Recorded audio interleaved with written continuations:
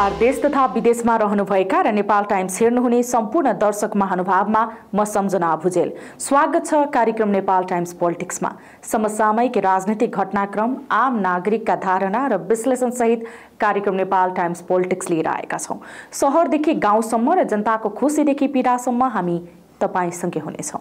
आज हामीसँग सरकारले ल्याएको नयाँ अध्यादेशले उपभोक्ताको अधिकारको हनन, महँगाईको समस्या झनै विकराल बन्दै शीर्षकको रिपोर्ट छ। यो सँगै आकाशीय सिमेन्टको भाउ एउटै बोरामा 815 रुपैयाँसम्म मुखदर्शक बन्दै सरकारवाला निकाय। अब लागौं आजको पहिलो विषयवस्तुतर्फ। नेपाल सरकारले व्यापारीलाई मनलाग्दै मूल्य निर्धारणको अनुमति दिन अध्यादेश ल्याएको छ। पुरानो कानुनी प्रावधानमा व्यापारिक मुनाफा 20% भन्दा बढी लिन नपाइने थियो, तर त्यो व्यवस्थालाई हटाएर सरकारले व्यापारीलाई पोस्न र मनलाग्दी मूल्य वृद्धि निर्धारणमा छुट दिने प्रावधान कायम गरेको छ। व्यापारीले मनलाग्दी नाफा लिन पाउने ढोका खोलिदिएर सरकारले आम उपभोक्ताको अधिकारमा गम्भीर ठोस पुर्याएको छ। सरकारको यो कदमलाई व्यापारीले स्वागत योग्य भन्दै खुसियाली मनाएका छन्। तर पछिल्लो समय बढ्दो महँगी र आफू खुसी उपभोगजन्य वस्तुको मूल्य निर्धारण गर्ने व्यापारीको कदममा सरकारले भने काँध थापेपछि उपभोक्ताहरू थप मारमा पर्ने भएका छन्। अधिकार कर्मीहरूले यस निर्णयलाई उपभोक्ताका लागि प्रतिकूल ठान्दा व्यापारीहरूले यसलाई स्वागत गरेका छन्। हेरौं यो रिपोर्ट।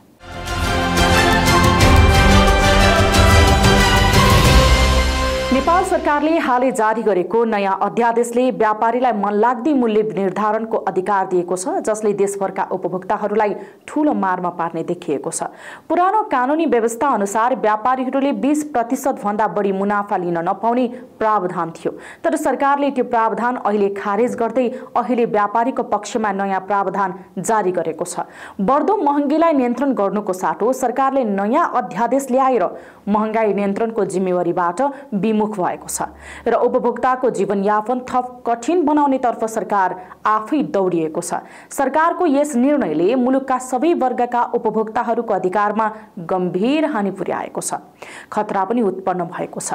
उपभोक्ताको अधिकार र महँगाईको जालो नयाँ अध्यादेशले व्यापारीलाई वस्तु र सेवाको मूल्य निर्धारणमा पूर्ण स्वतन्त्रता दिएको छ।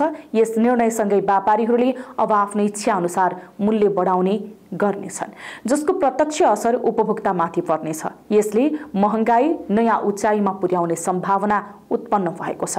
नेपाल राष्ट्र बैंकको तथ्याङ्क अनुसार पछिल्ला महिनाहरूमा महँगाई दर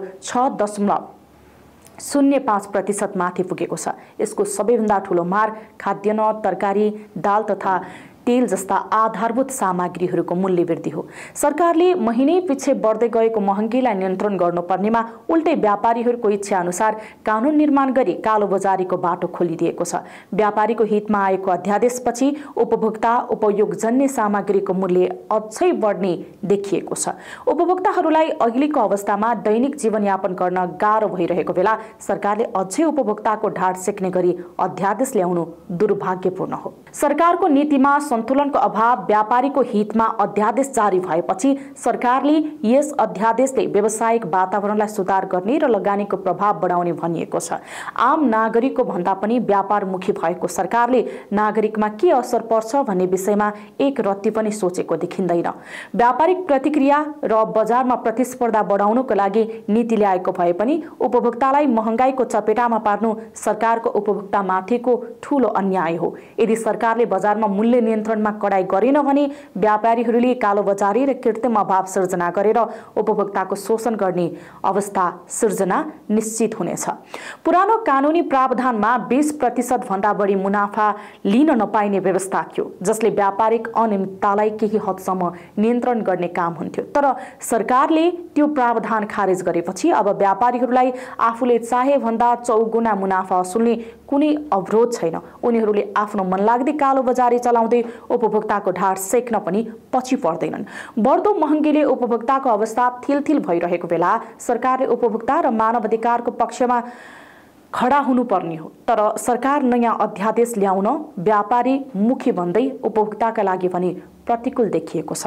न्याय र उपभोक्ता संरक्षणको अभावले गर्दा यस निर्णयपछि उपभोक्ताले खरिद बिलको आधारमा उजुरी गर्ने अधिकारको सीमा घट्नेछ। पुरानो कानुनी व्यवस्था अनुसार उपभोक्ताले अधिक मूल्य तिरेको खण्डमा सम्बन्धित जिल्ला प्रशासन कार्यालयमा उजुरी गर्न सक्थे र त्यस आधारमा कारबाही पनि हुन्थ्यो। तर अब नयाँ अध्यादेशले त्यो अधिकार लगभग निष्क्रिय बनाउनेछ। अब उपभोक्ताले मात्र अधिक मूल्य तिरेको खण्डमा न्याय प्राप्त गर्न सम्भावना घटेको छ। सरकारले महँगी र कालोबजारीलाई नियन्त्रण गर्नुको साटो कानुनले बनाएर व्यापारीहरूको मनोबल उच्च बनाइदिएको छ। अब व्यापारीहरूले नाफा लिनका लागि अनावश्यक मूल्य वृद्धि गर्नेछन् र चौगुना मुनाफा नभई बजारमा कृत्रिम अभाव खडा गर्नेछन्। उपभोक्ताको अधिकारलाई कमजोर बनाउनेछन् र बजारको स्वच्छता र पारदर्शितामा ठूलो खतरा पैदा गर्नेछन्। उपभोक्ता अधिकार कर्मीहरूले सरकारको यो निर्णयको विरोध गरेका छन्। उनीहरूको भनाइ छ कि सरकारले सक्नेले खाने नसक्नेले नखानु जस्तो अवस्था सिर्जना गरेको छ। यो कदम नेपालको संविधानको खण्ड 34 र 35 जसमा नागरिकका सामाजिक, आर्थिक र सांस्कृतिक अधिकारको संरक्षण गर्न सरकारलाई जिम्मेवारी बनाउने अधिकारको उल्लङ्घन भएको छ। सरकारले आफै बनाएको कानुन संविधानले आम नागरिकलाई दिएको अधिकार आफै हनन गर्ने रक्षक नै भक्षक भएपछि कसको के लाग्छ र? यसरी नै सरकारले संविधानले उपभोक्तालाई दिएको अधिकार नै हनन गर्ने हो। मुलुकका शासकहरूलाई यो कुरा पनि याद हुन आवश्यक छ कि भोलि उपभोक्ता जागेको खण्डमा श्रीलङ्कामा नागरिक जाग्दा शासक लखेटिएको अवस्था नआउला भन्न सकिन्न। यस्तै उपभोक्ता अधिकार कर्मी मानव तिमल सिन्हाले सरकारले ऐन नै संशोधन गरेर व्यापारीलाई मूल्य वृद्धिका लागि सहजीकरण गर्नु आपत्ति भएको बताएका छन्। कार्टेलिङ, कालोबजारी र कृत्रिम अभाव सिर्जना गर्ने गरी व्यवसायको मनोबल उच्च बनाउन सरकार सहयोगी बन्नु मुलुकका लागि दुर्भाग्य भएको तिमल सिन्हाले बताएका छन्। उनले भने पुस 20 मा जारी आर्थिक तथा व्यावसायिक व्यापारिक वातावरण सुधार र लगानी अभिवृद्धि सम्बन्धी केही नेपाल ऐनलाई संशोधन गर्न बनेको अध्यादेश मार्फत कालोबजारी तथा केही अन्य सामाजिक अपराध तथा अन्य सजाय ऐन 2032 को दफा 3(1) हटाइएको छ, जसले महँगी नियन्त्रण गर्ने ढोका समेत बन्द गरेको छ। यसअघि उक्त ऐनको दफा 3(1) अनुसार उद्योगी, आयातकर्ता, ढुवानीकर्ता, सञ्चयकर्ता र विक्रेतालाई कुल लागतमा 2% भन्दा बढी मुनाफा गर्न पाइँदैनथ्यो। कालोबजारी ठहर हुन्थ्यो। तर व्यापारीको स्वार्थमा दफा नै हटाएर सरकारले वस्तु तथा सेवाको मनलाग्दी मूल्य निर्धारण गर्न सहज उपभोक्ता कर्मीले आपत्ति जनाएका छन्। उपभोक्ताले खरिद बिल सहित कहीँ कतै उजुरी गरे न्याय पाउने अधिकार समेत सरकारले खोसेको छ। कमजोर नियामक निकायको फाइदा उठाउँदै व्यवसायीले ऐन लागू भएकै अवस्थामा पनि नाफा असुलिरहेका थिए। तर बेला बेला सरकारी निकायले ऐनको यही व्यवस्था देखाएर नाफाखोर व्यवसायीलाई कारबाही पनि गर्दै आएको थियो। अब त्यो बाटो सरकार आफैले बन्द गरेको छ। यता बजार मूल्य नियन्त्रण गर्ने जिम्मेवार पाएको सरकारी निकाय वाणिज्य आपूर्ति तथा उपभोक्ता संरक्षण विभागले पनि ऐन संशोधनका लागि आफूले प्रस्ताव नगरेको बताएको छ। गृह मन्त्रालयबाट प्रस्ताव गरेको हुन सक्ने अधिकारीहरूले बताएका छन्। कालोबजारी सम्बन्धी मूल ऐनमा भएका सबै व्यवस्था कायम रहेको बेला उपभोक्ताले मूल्यमा ठगिएको महसुस गरे आधिकारिक खरिद बिल सहित सम्बन्धित जिल्ला प्रशासन कार्यालयमा उजुरी दिने र प्रमुख जिल्ला अधिकारीले अनुसन्धान गरी दोषीलाई कारबाही गर्न सक्ने व्यवस्था थियो। सोही ऐनमा टेकेर पालिकाले पनि उपभोक्ता संरक्षण ऐन बनाएर कालोबजारी र ठगीको अनुगमन नियमन गर्दै आएका थिए। तर सरकारले यस्तो व्यवस्था हटाएर सक्नेले खाने र नसक्नेले नखाने आशयको व्यवहार गरेको उपभोक्ता अधिकार कर्मीहरूको भनाइ छ। भदौ यता मूल्य वृद्धि निरन्तर उकालो लागिरहेको छ। बैंकको तथ्याङ्क नियामक निकायको कमजोर सुपरिवेक्षणको फाइदा उठाउँदै व्यापारीले वस्तु तथा सेवाको निरन्तर मूल्य वृद्धि गर्दै आएका छन्। राष्ट्र बैंकका अनुसार भदौमा 3.86% बिन्दुमा रहेको मूल्य वृद्धि 10 असोजमा 4.81% र कार्तिकमा 5.6% र मङ्सिरमा 6.05% कायम भएको छ। सरकारको यो वर्ष मूल्य वृद्धि दर 5.5% भित्र कायम गर्न राखेको सीमा नागिसकेको छ। लक्षित दर भन्दा बढी मूल्य वृद्धि कायम भए पनि नियन्त्रण गर्न सरकार असफल भएको छ। यस्तो अवस्थामा जब उपभोक्ताको जीवनयापनको लागि आवश्यक सामानहरूको मूल्य वृद्धि हुन्छ तब यसले समाजको निचला स्तरका व्यक्तिहरूलाई अझ बढी प्रभावित गर्छ। अहिलेको अवस्थामा पनि खाद्यान्नको मूल्य वृद्धिले गरिब परिवारलाई निकै प्रभावित पारेको छ। नयाँ अध्यादेशले उपभोक्ताको जीवनलाई थप कष्टकर बनाउने निश्चित छ। हुन त देश बनाउँछु भन्दै खुशी नेपाली समृद्ध नेपालको नारा लिएर सत्तामा पुगेका रक्षक नै भक्षक भएपछि कसको के लाग्छ र? आम नागरिकले पाउने भनेकै दुःख कष्ट नै हो। अब लागौं अर्को विषयतर्फ।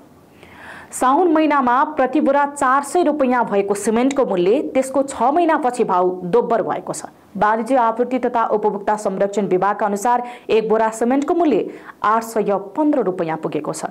सिमेन्टको मूल्यमा मनपरी हुनुको कारण उद्योगीले मूल्य निर्धारण गर्न आफै पाउनु, चुनढुङ्गा, लोडसेडिङ, ढुवानी खर्च लगायतका मूल्य वृद्धिको कारण छन्। हिउँद सकिँदा नसकिँदै बोराको 1000 रुपैयाँ पुर्याउने खेल भइरहेको छ।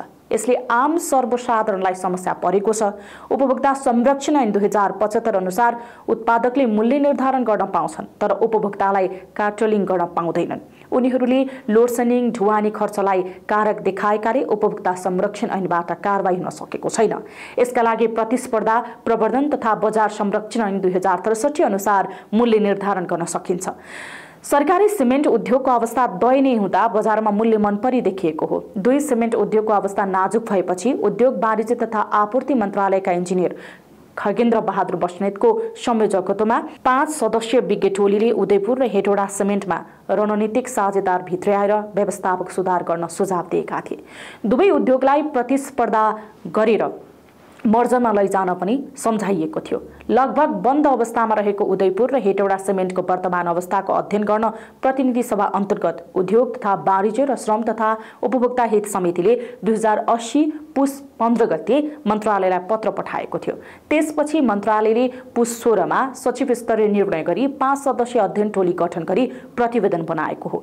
निजी क्षेत्रसँग प्रतिस्पर्धी बनाउन दुवै उद्योगलाई मर्जर गरी नयाँ रूपमा सञ्चालन गर्न पनि सुझाव दिएको थियो, तर अझै प्रगति भएको छैन। सिमेन्टको मूल्य बढेपछि नेपाल निर्माण व्यवसायी महासंघले पनि आपत जनाएको छ। महासंघले बुधबार पत्रकार सम्मेलन गरेर यसको विरोध पनि गरेको छ।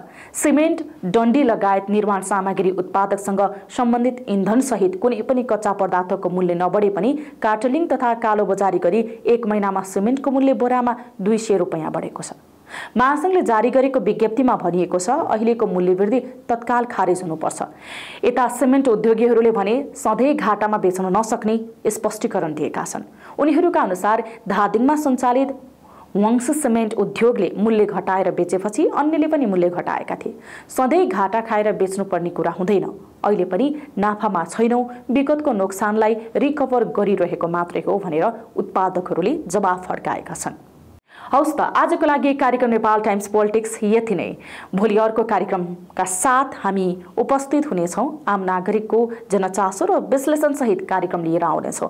शहरदेखि गाउँसम्म र जनताको खुसीदेखि पीडासम्म हामी तपाईको आवाज बन्नेछौँ।